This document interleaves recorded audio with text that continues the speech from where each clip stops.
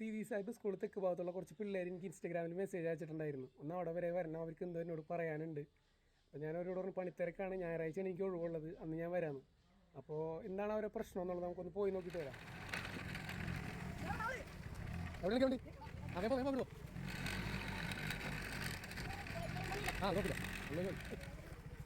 ഇതാണ് നിങ്ങളെ ഗ്രൗണ്ട്. ആരാണ് എനിക്ക് ഇൻസ്റ്റയിൽ മെസ്സേജ് അയച്ചിരുന്നത്? ആ, എന്താണ് നിങ്ങളെ ആവശ്യം? എന്താണ്?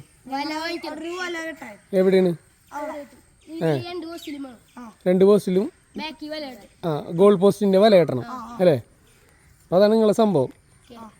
അപ്പോൾ നമുക്കതൊന്ന് നോക്കിയിട്ട് വരാം, എന്താ ചെയ്യാൻ പറ്റുന്നതെന്ന് നോക്കിയിട്ട് വരാം. അങ്ങനെ ഇന്ന് ഞാൻ അവരെ ഗ്രൗണ്ടിലേക്ക് വരേണ്ടതെന്ന് പറഞ്ഞപ്പോൾ മെയിൻ റോഡിൽ അവരെന്നെയും കാത്ത് നിൽക്കുകയായിരുന്നു. അങ്ങനെ എൻ്റെ വണ്ടി വന്നതോടുകൂടി 2 സൈക്കിള് പൈലറ്റ് അകമ്പടിയോട് കൂടിയാണ് അവരെന്നെ ഗ്രൗണ്ടിലേക്ക് കൊണ്ടുപോയത്.